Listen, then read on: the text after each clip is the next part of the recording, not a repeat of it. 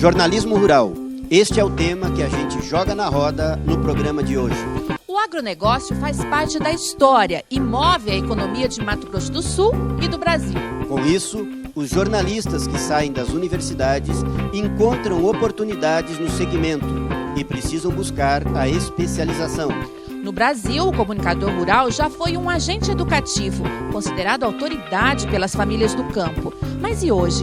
Qual a função do jornalista rural? É só a de informar? Essa comunicação, por muito tempo, se utilizou do cinema e do rádio para transmitir suas mensagens. Depois veio a televisão. Na era da internet, quais as linguagens e estratégias do jornalista rural para ter um bom desempenho comunicativo? Na roda de hoje, para refletir sobre o tema, estão os jornalistas. Maurício Hugo, há 37 anos no jornalismo e no jornalismo rural. Editor do Caderno Rural do Correio do Estado, há mais de uma década. E um dos pioneiros a trabalhar com assessoria de imprensa para categorias ligadas ao produtor rural, como FamaSul e Acrisul. Com a gente também o jornalista José Luiz Alves Neto, egresso da turma 2009 do jornalismo CDB.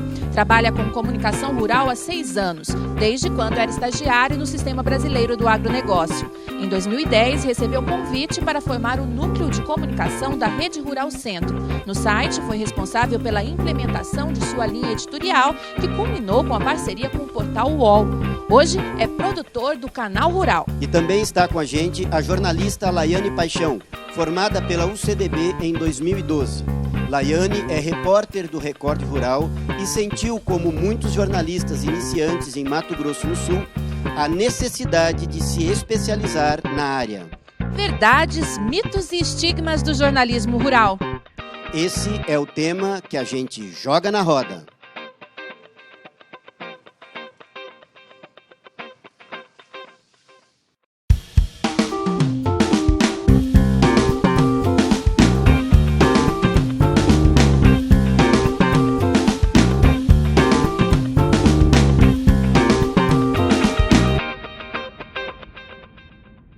Para começar as reflexões, nós queremos entender se para ser um jornalista rural é necessário se especializar ou é devido ao dinheiro, já que o agronegócio é um setor muito forte econômico, ou necessita de vocação para ser um jornalista ligado ao campo? Eu acredito que, como você precisa entender muito do assunto, afinal de contas é um assunto muito técnico, você precisa ter uma vocação. No meu caso, especificamente, eu fui criado em chácara. Tenho irmão veterinário, tenho outro primo zootecnista. Então, estar no meio e gostar desse meio é muito importante, porque quando você chega no mercado, eles exigem um conhecimento bem especializado em termos de agronegócio. Então, acho que você tem que ter vocação para poder se especializar. No meu caso, já foi há mais tempo atrás, eu não tenho irmão veterinário, nunca tive contato com o campo, morava no Rio Grande do Sul. Quando cheguei aqui, comecei a trabalhar no jornalismo. O jornalismo naquela época não era tão dividido em editorias, em áreas, era uma coisa mais geral. E eu senti um gosto, uma tendência. Como no Mato Grosso do Sul nós temos a economia 85% que é agronegócio, eu era editor de economia e foi uma tendência natural eu ir caindo para esse lado. E por uma questão de gosto mesmo, não por dinheiro, porque dinheiro não é porque o setor é um setor importante que vai beneficiar a gente que é jornalista. Jornalista normalmente é pobre de qualquer forma, em qualquer área, né? Então não é pelo dinheiro. No meu caso foi mais uma questão mesmo de tendência, de gosto pela atividade, né? Pelo meu estilo, vocês já podem imaginar que eu não tenho vocação nenhuma para o rural.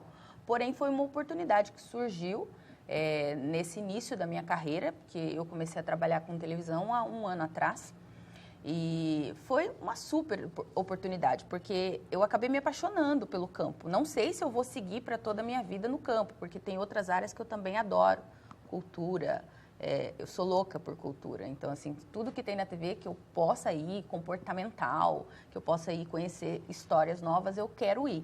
Mas o campo, ele é muito, muito legal, eu estou aprendendo muito com ele e, sim, sinto a necessidade de me especializar mais.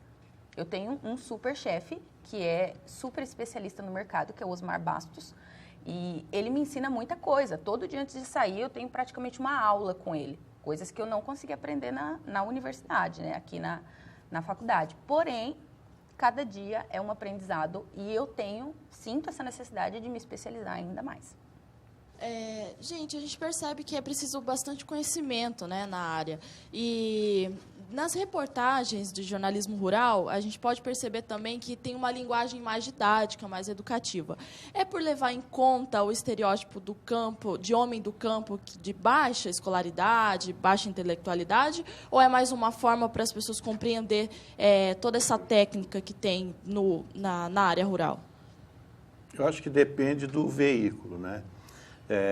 No impresso, que é o meu caso, não dá para você mudar muito a linguagem de falar. Logicamente que você vai tentar ser mais objetivo, mais simples, não ser tão técnico, eventualmente.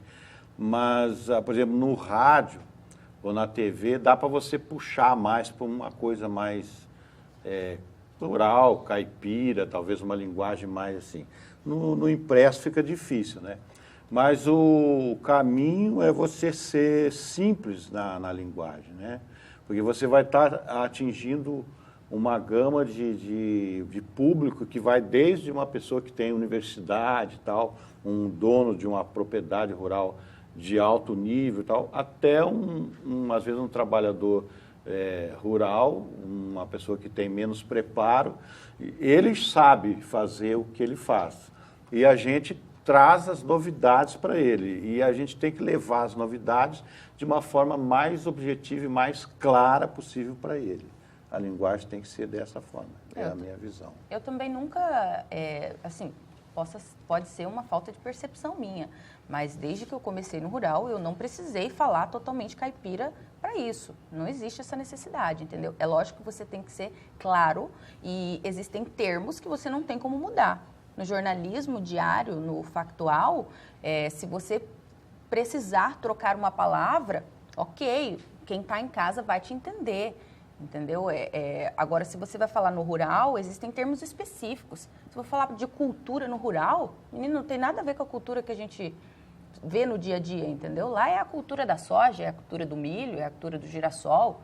Quando que a gente vai imaginar isso, entendeu? Você tem que falar, não pode falar que está cuidando, você tem que falar do manejo. Então, existem termos específicos que você precisa aprender e precisa usar. Mas eu não sei, eu nunca vi, não vejo também essa linguagem caipira ou mais para o dono, não. Eu acho que eles acabam entendendo. O Maurício fez uma lembrança muito importante, que é a especialização da comunicação. Eu creio que a comunicação evoluiu de tal forma que mesmo no agronegócio, que já é algo segmentado, ela começou a segmentar dentro do próprio setor. Então, dentro da comunicação rural, nós temos nichos de produtores diferentes que a gente tem que encaixar uma linguagem diferente. Obviamente, tem produtores com nível de instrução maior, produtores com nível de instrução menor e até um conteúdo que vai do rural para a sociedade urbana, que é de interesse do agronegócio. Então, a gente precisa adequar a linguagem a cada tipo de consumidor. Para a internet, que é uma coisa que eu trabalhei muito tempo, fica mais fácil fazer isso, porque tem um pouco de proatividade do produtor rural em buscar o conteúdo, principalmente por meio de mecanismos de busca, Google, Yahoo, Bing. Enfim, quando ele busca por esse conteúdo, ele vai usar os termos dele. Então, a gente pode encaixar cada tipo de conteúdo direcionado para cada tipo de produtor. Eu, particularmente, trabalho com linguagens diferentes. Uma linguagem mais técnica para um produtor que já está mais avançado, uma linguagem mais simples para um produtor que ainda precisa intensificar a produção. Enfim, eu trabalho com essa diferenciação já dentro do setor. Então, o Jeca Tatu, o estereótipo do Jeca Tatu morreu? Eu acho que o Brasil, como um todo, sempre teve nunca teve muito orgulho da sua produção rural, justamente por causa desse estereótipo, que eu acho uma grande bobagem. Acho que ele faz parte da nossa cultura, é um dos maiores personagens que o Brasil tem. A gente não precisa deixar ele morrer. A gente só precisa entender que no campo tem diversificação, tem produtor que é desse jeito, e não há nenhum problema em ser desse jeito, e tem produtor que tem uma linguagem diferenciada por ser um pouco mais instruído. Mas eu acho que ele não morreu, ele nem precisa morrer. Ele faz parte da gente, a gente tem que carregar o orgulho do campo, ter a sua origem num cara como o Jeca Tatu. Claro, até porque assim, não tem como você mudar o modo do entrevistado falar. Você pode se adaptar, você pode tentar achar outras formas, mas o entrevistado Super, tem uns que são extremamente humildes, que falam realmente ali o R mesmo, que puxa, sabe? Que tem aquela coisa. E aí você vai tentando entrar no ritmo dele, mas você se controla, né? Porque também acho que não precisa. O universo do campo ele é muito vasto e diferente do da cidade. Então, você pode encontrar, por exemplo, um proprietário rural, dono de 8 fazendas de alta tecnologia, e quando você conversa com ele, ele parece um Jeca Tatu. Entendeu? Ele é simples, ele é humilde, é simples. E então essa figura ela existe sempre, tanto no agricultor familiar, que é um agricultor pequeno, que é humilde, que é tal, quanto às vezes num produtor que é um grande produtor, mas tem ele nasceu no campo, ele tem aquela forma de falar, tem inclusive lideranças rurais que você conversa com eles, às vezes você vê a forma dele falar, que ele parece assim um caipira, um Jeca Tatu, mas na verdade ele é um cara que tem os filhos deles que são mais preparados e a família toda trabalha, mas aquele proprietário rural ele pode ser um Jeca Tatu sendo um milionário, eventualmente. E queria acrescentar também, Maurício, que muitas vezes esse jeito de se expressar, a gente pode até subjugar, a população urbana pode subjugar, mas a gente não pode colocar esse cara de lado da importância que ele tem para a nossa economia e para a produção rural.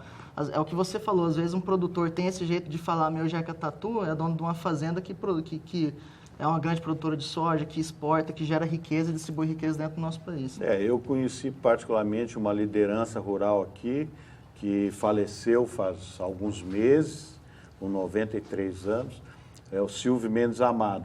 Você conversava com ele era um Jeca Tatu, mas ele sempre foi um líder e teve uma liderança, tanto é que ele foi o fundador da Federação da Agricultura, um dos fundadores da federação aqui, quando dividiu o Mato Grosso.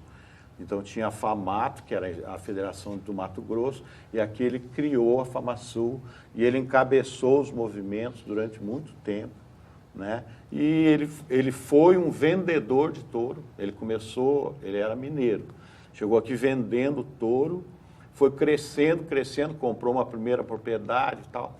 Quando ele morreu, ele já tinha distribuído três propriedades para uma filha, 2 para outra, e o filho dele toca mais uma e ele tinha a dele também.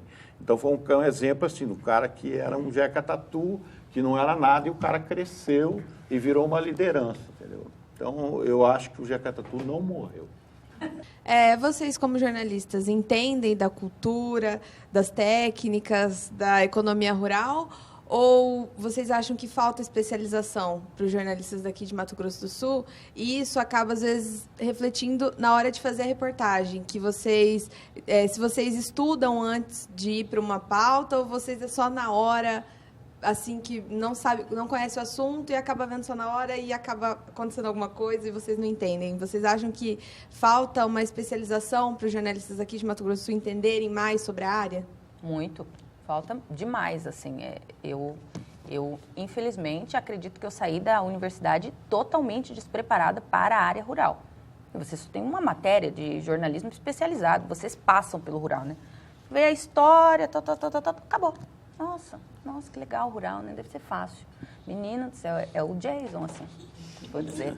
Porque eu me lembro que eu fui fazer uma matéria e que o lead da matéria era assim: preço do bezerro bate recorde. Eu falei, gente, que legal, né? Aí eu cheguei no especialista de mercado, ele falou assim, isso é uma coisa péssima. Eu falei, oi? Péssima? Como assim, gente? Eu não entendi. Bateu recorde. Bateu recorde para quem vende bezerro. E para quem compra? Como é que vai comprar? Eu falei, faz sentido. Então, assim, tem dia que eu tenho o meu chefinho ali, o Osmar, do meu lado, e eu falo, chefe, me explica, porque eu não entendo nada. E aí ele fala, é assim, o preço, quando uma pessoa vende um boi, ela compra 2 bezerros. Quando ele está em alta, ela não compra nenhum direito, nem compra nenhum e meio, entendeu? Então, eu falei, tá, mais ou menos, entendi, vamos lá, continua. Aí ele vai explicando, e aí você tenta chegar um pouco mais preparado na pauta. Mas, N coisas assim. Logicamente que quando se vai fazer uma matéria, você vai dar uma pesquisada no assunto, né? Mas nós somos jornalistas, nós não temos obrigação de saber o que um médico veterinário sabe, que um engenheiro agrônomo ou tecnista sabe. Mas o nosso trabalho, o nosso convívio faz com que seja um aprendizado permanente. Você vai entrevistar uma pessoa, ele fala uma coisa que você não sabe, você pergunta, mas o que é isso? Aí ele te explica e você vai aprendendo. Então, eu já estou há muitos anos no rural, já tem mais de 20 anos que eu trabalho com isso, eu aprendi um monte de coisa. Hoje eu sei conversar com o cara da Down, agroquímica, né? Eu converso porque eu tenho essa bagagem. Mas, logicamente, que não aprendi isso na faculdade, não aprendi em lugar nenhum, aprendi no trabalho mesmo.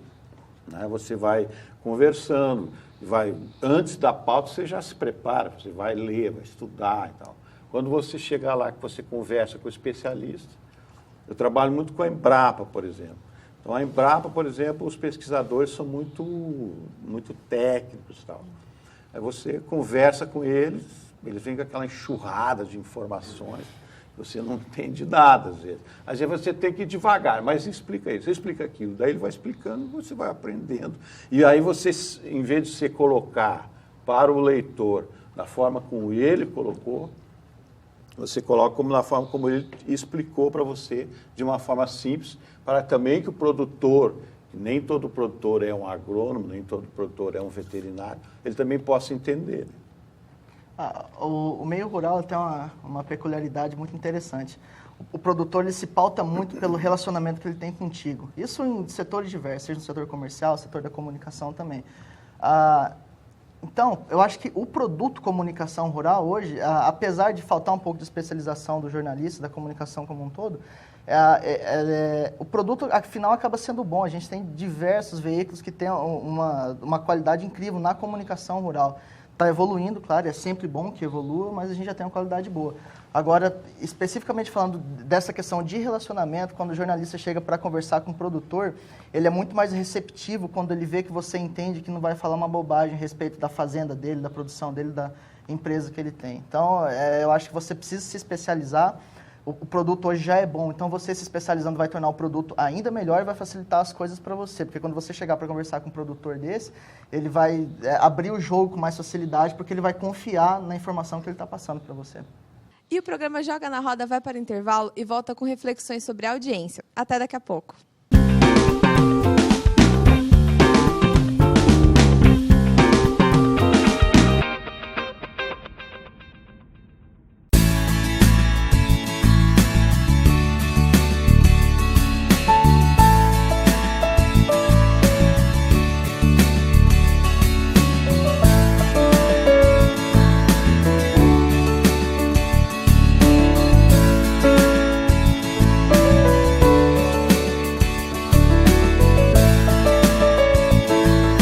A internet, como a maioria das coisas, tem dois lados.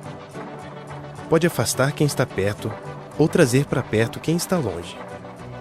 Fazer você perder um amigo ou ganhar muitos. Se decepcionar ou encontrar o amor da sua vida. A diferença é que na internet o resultado não depende de sorte. Depende de você.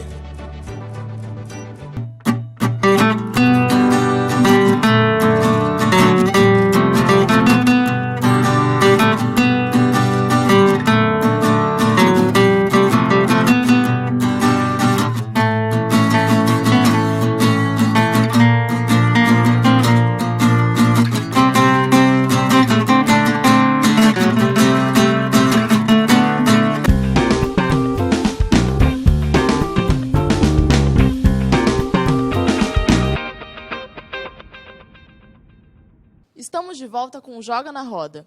Neste bloco a gente vai conversar sobre o público, do jornalismo rural e ouvir agora 2 receptores de mensagens que entrevistamos aqui no campus da UCDB. Gustavo, o que você acha de jornalismo rural? Eu acho uma importante ferramenta para o agricultor se manter atualizado, uma vez que a grande maioria não tem acesso à internet, e vê na TV o maior meio de comunicação e obtenção de informação desse meio. E qual programa você assiste de jornalismo rural? Bom, costumo assistir Globo Rural todo domingo de manhã, porque eu acordo cedo, E só, né? Geralmente uma vez na semana só. E o que você acha da qualidade desses programas? Você acha que é bem explorado o assunto, a pauta? Eu acho que é bem diversificado. Acho que até para o leigo a linguagem é bem acessível, até para quem não é do meio. Então é um programa muito bom de assistir. Luiz, o que você acha do jornalismo rural? Eu acho que é um meio de comunicação muito viável, que transmite informações úteis, né, para todos, né, no meio rural, e aos que se interessam em aprender sobre o meio rural, até como um todo, informações que profissionais da área podem passar para o pessoal, né? Acho que de forma clara e objetiva, né? Acho que é assim. E dentre os programas que você assiste, qual assunto você acha que está faltando ainda ser passado? O que você acha que pode ter?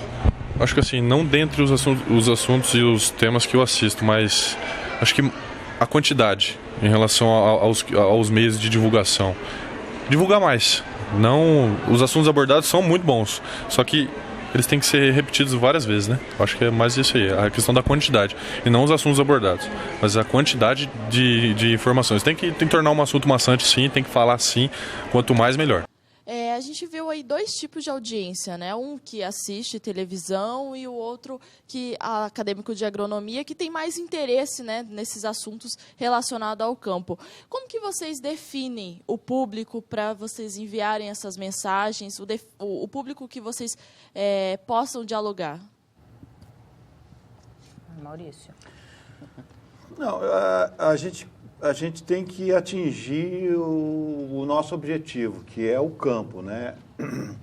Então, a atividade agrícola, a atividade do campo tem um calendário específico.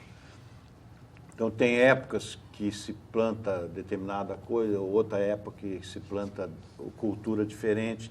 Tem a época na pecuária, por exemplo, da estação de monta, que é quando o touro sobe na vaca e tal, tem a fase de nascimento dos bezerros. Então tem um calendário específico. A gente segue mais ou menos essa sequência, né? Agora, por exemplo, nós estamos em pleno plantio da soja. Mês passado estava colhendo milho. Então a gente vai seguindo esse calendário, dando as informações dentro dessas épocas de calendário, assim. E daí o pessoal interage também com a gente, na medida que você, no caso deles, de televisão, eles colocam o programa no ar, no meu caso, do jornal, que sai na segunda-feira, aí depois ele também interage com a gente, liga ou manda um e-mail, então funciona assim, mais ou menos dessa forma. Eu ainda não entendi bem, assim, não ficou claro para mim um público específico. Eu acredito que eu falo para várias pessoas. Tem dias que eu tenho certeza que eu estou falando para um especialista, porque a matéria realmente é bem técnica, existem coisas que só eles entendem, entendeu? E tem dias que eu acho que eu estou falando para aquele produtorzinho que tem aquela fazendinha pequena, sabe? Aquela dona de casa. A gente tem um quadro que é Sabor do Campo, que é de receita. Quem vai ver é a sua mãe. Tá lá, porque às vezes entendeu? Um determinado assunto não atinge todos. Por exemplo, se for falar de leite, produção de leite. Aqui em Mato Grosso do Sul, normalmente o produtor de leite ele não é grande, ele é pequeno. Então, quando você está falando de leite, você já está focando num determinado público. Se for falar de mandioca também, mandioca, o grande produtor de soja, de milho, de algodão, não mexe normalmente com mandioca. Então, dependendo do assunto, você está direcionando para determinado público ou para outro público. Em termos de pauta, é exatamente isso. A gente segue, de fato, o calendário. Além disso, a gente é jornalista, sempre tem que ficar de olho.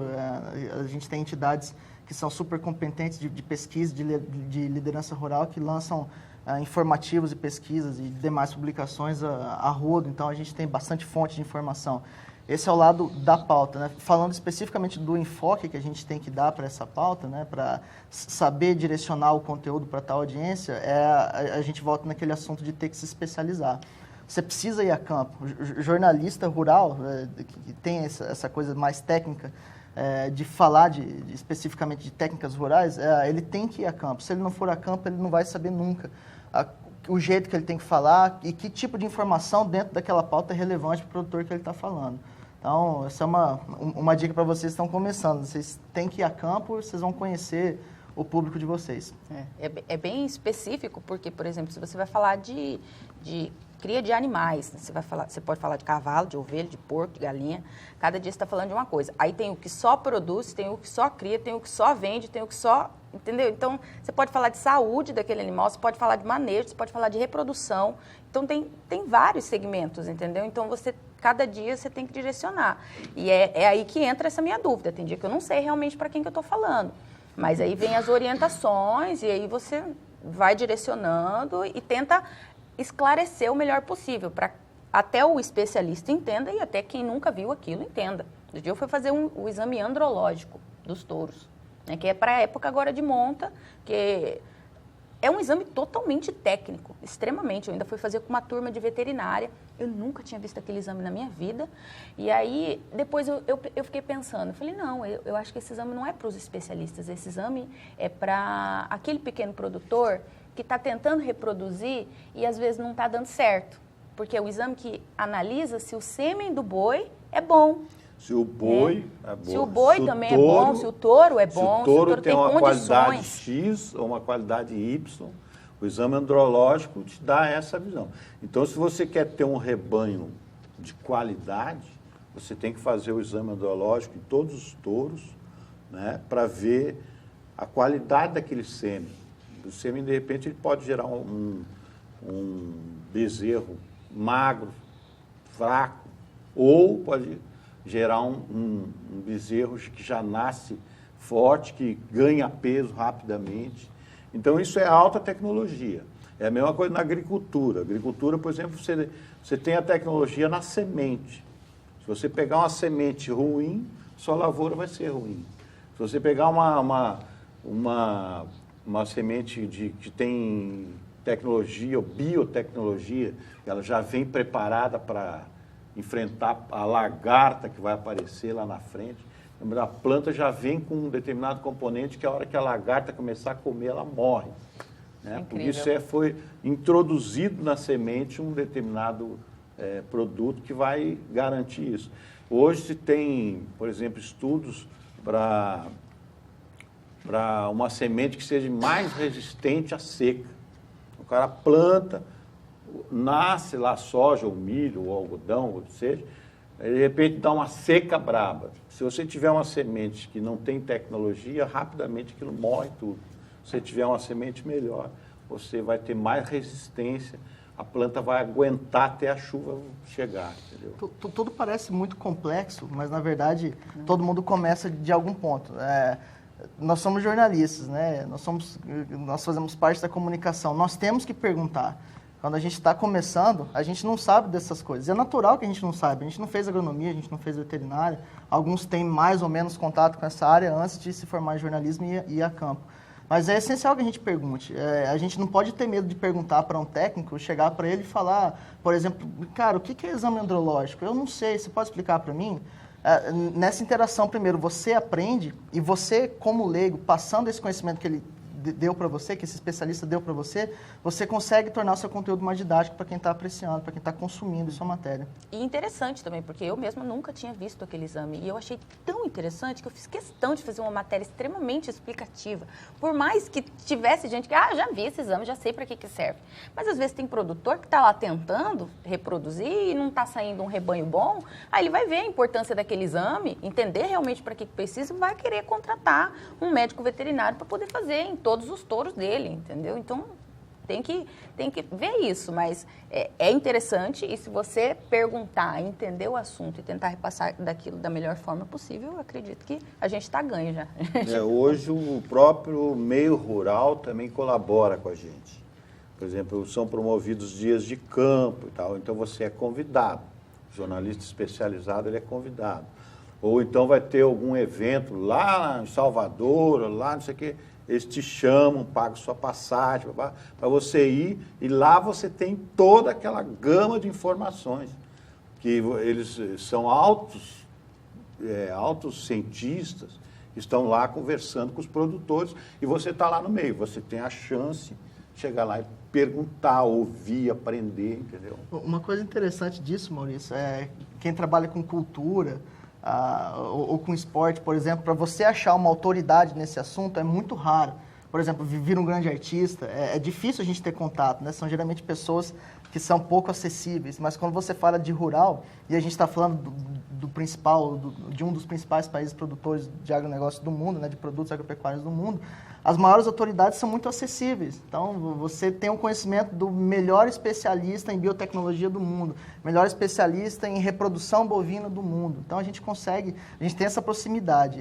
E isso, para mim, é um motivo de muita felicidade. Eu já encontrei várias autoridades, converso com essas pessoas, elas são acessíveis e você consegue extrair muito conhecimento a partir desses encontros. Então, vamos para mais uma pergunta da audiência. Eu sou o Bruno, acadêmico de publicidade, e eu queria saber por que os programas de jornalismo rural parece que só falam com os grandes proprietários rurais e esquecem os outros integrantes desse meio, que é o pessoal do campo, os índios e os pequenos proprietários. Bom, normalmente o jornalista quer falar para todos os públicos, né, mas nem sempre é possível, porque logicamente que num meio de comunicação, uma TV, um jornal, uma revista, existe um interesse comercial, o que existe em todas as áreas, logicamente. A gente vive num sistema capitalista, então é o dinheiro que manda. Então, a pergunta dele é interessante, ele teve uma percepção interessante, normalmente é assim que funciona. Normalmente você vê uma grande lavoura de soja, você vê uma propriedade rural onde se produz gado de alta linhagem, normalmente é isso que se vê. Grandes áreas de floresta e tal. Aí eu posso contar um episódio que aconteceu comigo, que vai esclarecer bastante essa questão. A gente tinha um correspondente, o Correio do Estado tinha um correspondente lá em Ponta Porã. E aí eu, como editor do Rural, falei, fulano, você, por favor, faça para mim uma matéria lá no assentamento Itamaraty. O assentamento Itamaraty foi uma experiência que o governo INCRA fez de uma área, uma fazenda, que era uma fazenda de alta tecnologia, era o dono, o proprietário dela era o rei da soja.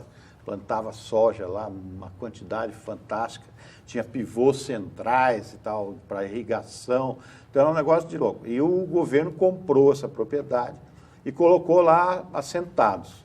E se fez um tipo de um projeto piloto para ver se ia dar certo ou não.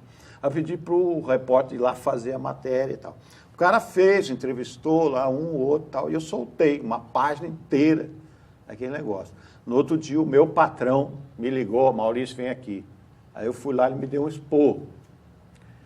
Eu desafio você a ir lá na porta daquele estacionamento com 20 jornais, que duvido que você venda um jornal para aqueles assentados. Eu já entendi o recado. O que era o recado? Que eu tinha que trabalhar com gente que levasse para o jornal anúncios, entendeu? Indiretamente levasse dinheiro para o jornal, porque logicamente que o jornal não vive de doações, o jornal é uma empresa igual às outras. Então, hoje pouco falo realmente, como ele citou na pergunta, eu pouco falo sobre assentamentos. Índios não é uma área que é minha, índios é uma área que funciona no jornal Correio do Estado, lá na área de geral, cidades, alguém cuida dos índios lá. Eu não mexo com índio, eu mexo com produção. E como o índio produz pouco, tal, não interessa para o patrão que a gente fale lá no meu caderno sobre índio ou sobre assentado. Essa é a realidade, pelo menos lá no veículo onde eu trabalho. Eu na verdade, particularmente discordo da afirmação que o rapaz fez na pergunta. Eu acho que dentro do agronegócio a gente tem conteúdos que falam sobre produção, como o Maurício falou. Então, quem quer trabalhar com produção rural, como aumentar lucratividade, como aumentar o rendimento por unidade diária dentro da sua propriedade, tem diversos meios de comunicação que tratam disso. Obviamente que, de forma geral, os grandes veículos são voltados para os grandes produtores, que é quem consome mais essa informação. Mas eu acho que existe conteúdo, sim, para quem quer, mesmo os pequenos produtores, e principalmente porque é um setor que cresceu muito nos últimos anos, a gente tem aumento de crédito para a agricultura familiar, então eu não vejo dessa maneira. Inclusive, por exemplo, citando o programa referência na televisão hoje, que é o Globo Rural, ele tem uma pauta que se divide, mas para mim é muito mais voltado para o agricultor pequeno do que para a grande cadeia produtiva. Eu acho que hoje essa referência fala muito mais com um pequeno agricultor do que com um grande, por exemplo. Eu estou há pouco tempo no rural e eu também não fico só no rural, eu faço um revezamento com outros repórteres. Mas assim, desse meu pouco tempo de experiência, eu já fui a assentamentos, a gente já foi em reuniões, em audiências na Câmara dos Vereadores para falar sobre essa briga de índios e produtores. A gente tenta abordar de tudo um pouco, ainda mais que a televisão, né? Existe, sim, né, os parceiros, os patrocinadores, mas a gente precisa falar para um todo. Então, eu estou há pouco tempo e já tive várias experiências em pequenos produtores, em agricultura familiar. Tem os pequeninos aqui que a gente nem imagina, ali perto da região do Indo-Brasil, que só trabalham com agricultura familiar, só com produtos orgânicos, e a gente nunca imagina isso, entendeu? Só quando a gente está realmente nessa área. Então, eu acredito que eu também discordo um pouco desse... Eu acho até mesmo que o conceito de agricultura familiar ele é um pouco deturpado. Tem grandes produtores de soja, por exemplo, grandes pecuaristas, né, para falar os dois principais segmentos, que não tem CNPJ, são pessoas físicas. É agricultura familiar. Ou se a gente está falando de agricultura familiar, a gente está falando de pequena produção. Eu conheço pequenos produtores que tiram sustento para 4 ou mais famílias de dentro de 20, 15 hectares, que é uma pequena propriedade rural. Então, acho que a gente precisa avançar um pouco mais nesse sentido antes de criar esse tipo de estereótipo. Ok, obrigada. O Joga na Roda vai para um rápido intervalo e voltamos com um debate sobre as polêmicas no jornalismo rural.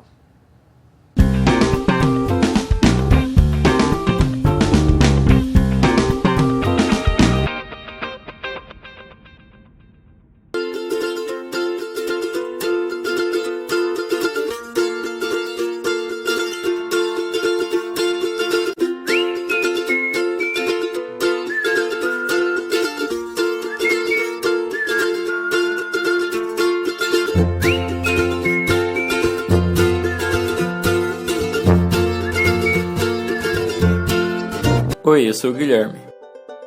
E essa é a garota que eu me apaixonei pela internet. Essa é ela 6 anos atrás segurando meu nome. E esse sou eu viajando até a cidade dela para contar que eu estava apaixonado por ela. Esse sou eu finalmente conhecendo ela. E esse sou eu e ela. E o namorado dela. E esse sou eu dizendo para você se apaixonar por alguém que você realmente conhece.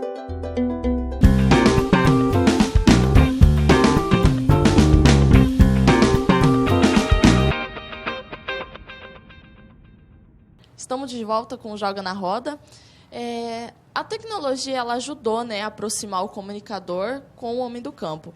Mas, por outro lado, ela trouxe alguns obstáculos, né, para os trabalhadores, já que ela acaba ocupando o lugar do trabalho manual, do trabalho braçal ali do homem do campo. Vocês acham que a tecnologia dentro, né, da vida do homem do campo, ela ajuda ou atrapalha eles nesse trabalho?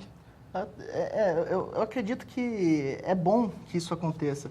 Imagina se a gente não tivesse carro hoje porque a gente ia acabar com o emprego dos carroceiros.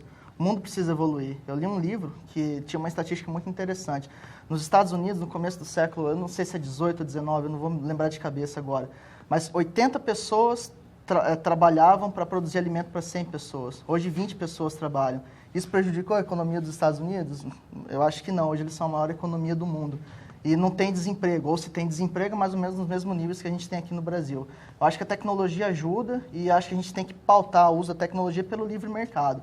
Quando ela vem para aumentar a produtividade, eu não consigo ver ponto ruim nesse tipo de questão, porque a gente, por exemplo, o agronegócio consegue poupar, inclusive, derrubada de mata para produzir mais em menos espaço. Então, eu não vejo dessa maneira, assim, tomando o emprego do homem do campo. Acho que ela só vem ajudar se a gente deixar o livre mercado agir. Eu também não acredito que atrapalhe, até porque isso não obriga, mas assim, faz com que o trabalhador do campo se especialize mais. Porque a partir do momento que você tem uma máquina, você vai precisar aprender a lidar com aquela máquina, entendeu? Então, aquele trabalho braçal é bom até para você. Pô, você vai ficar lá de boa, sabe? Dentro de uma máquina, trabalhando, tranquilo. Vai entender como é que se sabe, como que faz aquilo, como que vai. Porque, pensa, gente, o trabalho era arcaico, sabe, às vezes no campo. Então, a tecnologia, ela só vem para contribuir. Eu não acredito que ela venha para atrapalhar. Não, isso não existe, não, porque o campo hoje tem um desafio gigantesco. Em 2050, nós não estamos tão longe, o mundo deve ter 10 bilhões de pessoas. E hoje, da forma como a agricultura é tocada, a maior parte dos países não tem como expandir área. O Brasil seria o único país que teria condições de expansão. Mas, em função da questão até de meio ambiente, da questão de preservação das florestas, tudo isso, a tecnologia é que vai permitir que se produza mais na mesma área ou em áreas até menores. Então, não tem cabimento nenhum você falar dessa questão de... A tecnologia ela é imprescindível, né? Tanto na produção de carne, na produção de leite, na produção de grãos, né? O mundo precisa. Os mercados estão crescendo absurdamente. Por exemplo, a China até certo ponto, até uns anos atrás, os chineses só comiam arroz. Eles só comiam arroz quase. Hoje eles comem tudo, comem carne. Tanto é que se todos os chineses hoje resolvessem comer um bife por dia, eles acabavam com o nosso rebanho de gado aqui inteiro, em um mês, de repente, ou 2 meses. Entendeu? Então, tem muita gente para comer, cada vez mais gente para comer, e mais gente entrando no mercado. Por exemplo, a Índia, que também o pessoal passava fome e tal. Hoje, a Índia representa um mercado muito interessante de uma demanda de alimentos muito grande. A Índia, a China, entendeu? E o Japão, é muita gente para comer. Então, tem que ter muito mais tecnologia ainda.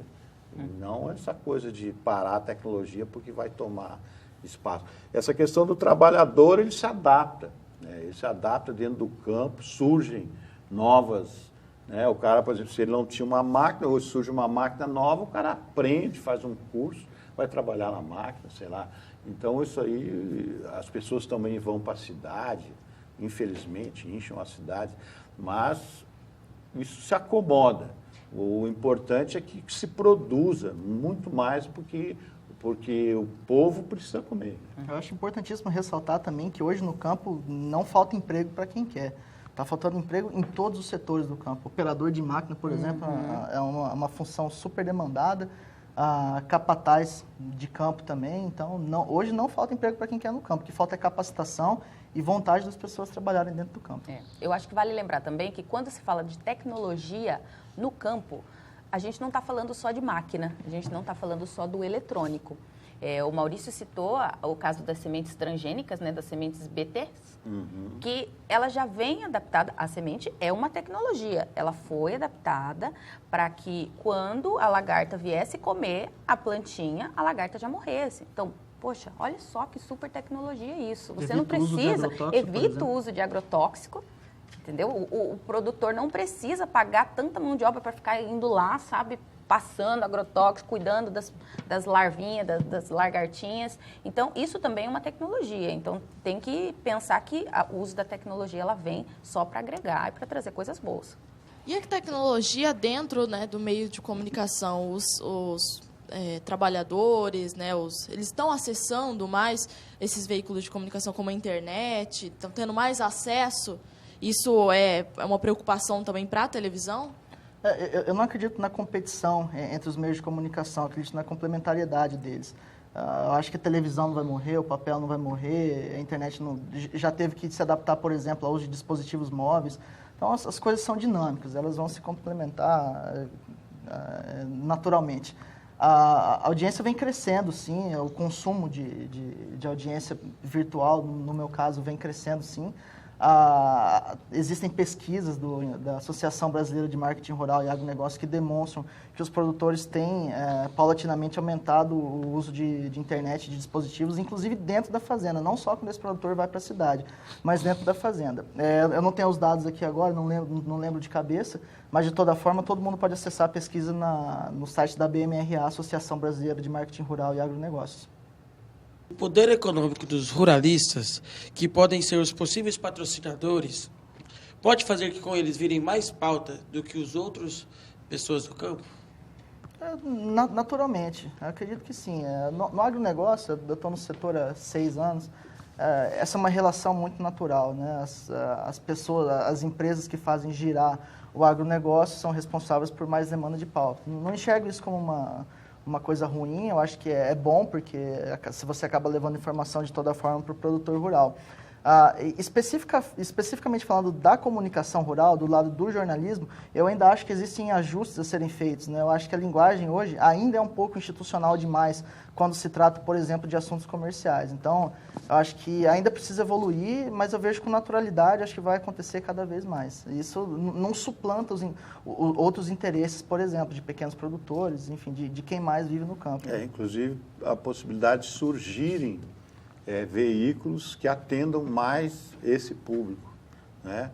E uma coisa de especialização, de repente as revistas fazem um trabalho mais para o grande produtor e algum jornal do interior que possa cobrir mais, inclusive também os jornais de cooperativas, né, de associações, eles próprios têm os seus veículos que atingem esse público, porque eu vejo que os meios de veículos normais, as televisões, os jornais, as revistas, hoje eles trabalham mais para aquele público. Eu contando o caso que eu contei aqui do meu patrão, né? Ele estava preocupado com quem que ia comprar o jornal, que aquele lá não ia comprar o jornal dele, então não tinha que falar nele. Então, acho que já tem surgido esses jornais de associações, sindicatos e tal, que atingem um público específico. Eu concordo com os dois, eu não acho que seja também uma coisa tão ruim. Se a gente parar para pensar, existe um grande produtor que tem várias e várias milhares de hectares. Então, a gente quer saber da história dele, a gente quer saber como que ele chegou nesse ponto e passar para os outros também. Então, não é uma coisa ruim se você for lá e falar um pouco da vida e tentar conhecer e repassar isso para outros. Eu acho que conhecimento é informação de qualquer forma e outros interesses, como ele disse, não vão deixar de ser abordados também. E no próximo bloco do Joga na Roda, algumas provocações. A gente volta já.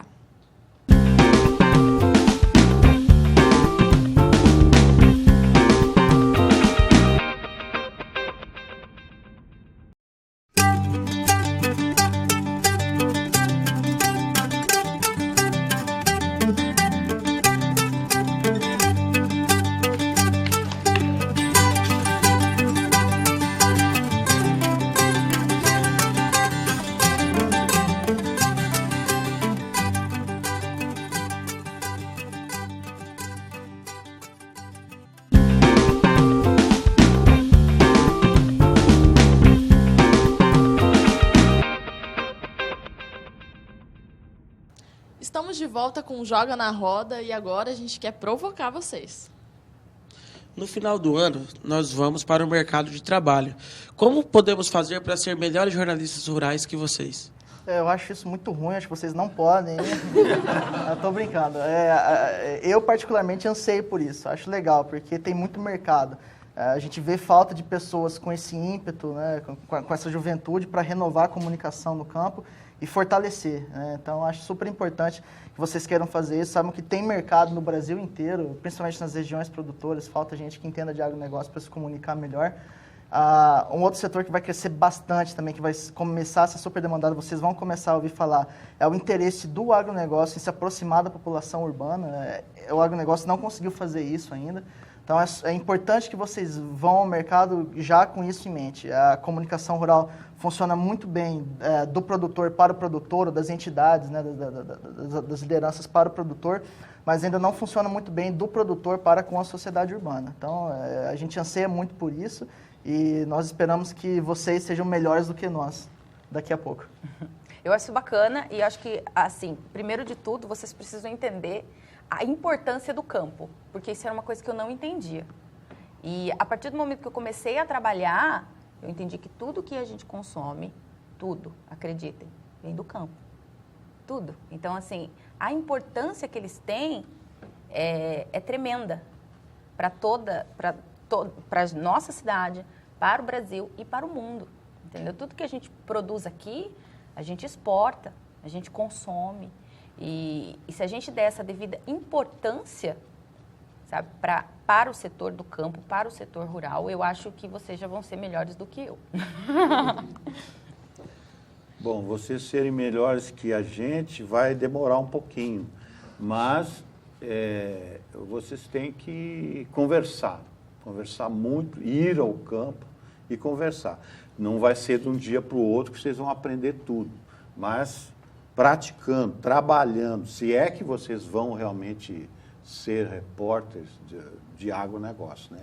Mas se vocês escolherem essa área, que é uma área maravilhosa, o campo é onde as coisas acontecem, onde as sementes brotam, é onde está, como ela falou, tudo que a gente... Você vai tomar um café da manhã, desde a toalha que está na sua mesa, vem do campo. E o resto, a comida e tudo, e muito mais ainda. O algodão está em todos os cantos, o leite, a manteiga, enfim, tudo está ali. Agora, se vocês quiserem ser melhores que nós, vocês vão ter que entender exatamente o que o Zé falou, que é uma coisa que eu me bati muito, né? Aqui em Mato Grosso do Sul, a gente ainda está mais próximo um pouco do campo, mas nas grandes cidades você vê verdadeiros absurdos. Tem criança que nunca viu uma vaca, acha que o leite nasceu ali dentro da caixinha. Eu fiz uma reportagem uma vez que tinha uma criança que queria ver a mandioca pendurada no pé. Pendurada no pé, você vê, ela não sabe que ela é uma raiz. Então, há uma desinformação completa. É um campo muito vasto, um trabalho maravilhoso, entendeu? Essa área. Por isso que eu escolhi, inclusive. Eu comecei a ver o campo. Eu sou do Rio Grande do Sul. O Rio Grande do Sul é um estado também que é um estado produtor de agricultura e de pecuária. Mas eu nasci na cidade, em Porto Alegre, né? Então, eu via, quando eu era menino, eu via boi, via troço na exposição agropecuária também. Eu não ia muito ao campo e tal. Mas quando eu vim para Mato Grosso do Sul, que eu comecei a ter um contato com o campo, eu vi a maravilha que é, a beleza que é onde as coisas realmente, a natureza acontece, né? Então é muito bacana. E depois, quando você vai aprendendo esses detalhes em que a cidade e a ciência começa a se aproximar do campo, se misturar e acontecer essas coisas maravilhosas, como a biotecnologia, né? Os produtos transgênicos que são tão polêmicos, né? E tem gente que é contra e tal, mas é um debate que tem que ser mantido, mas são coisas maravilhosas, a ciência está aí.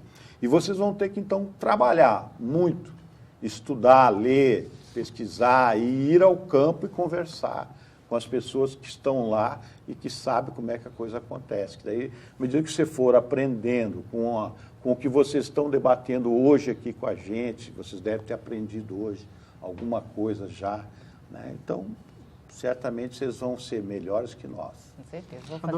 Quando eu falei que eu tinha um primo zootecnista lá no começo da conversa, quando eu estava começando, ele falou para mim: Zé, anda e vai apertar a mão de gente. Vai conhecer gente, vai conversar. Isso ajuda muito. Vai pro campo, para de fazer um pouco de escova no cabelo, sabe? Vai andar de bota, vai andar no meio da horta. Pisar no esterco. Pisar no esterco. Ixi, vocês nunca vão me ver assim no rural, sabe? É outra coisa, é totalmente diferente. Você vai lá no campo e é sempre maravilhoso. Nunca você vai chegar numa propriedade, você vai ser mal recebida, você é acolhido, eles botam você para sentar, conta a história da vida deles, serve um chá, um pão caseiro. O almoço é maravilhoso. O que você leva de volta, mexerica, pocã, mandioca, tudo você leva, sabe? Leite, toma. É maravilhoso. É incrível, eu estou adorando. E a gente quer agradecer aos convidados, os nossos jornalistas rurais que estiveram aqui. Foram muito interessantes as reflexões. Uma boa semana a todos e até o próximo Joga na Roda.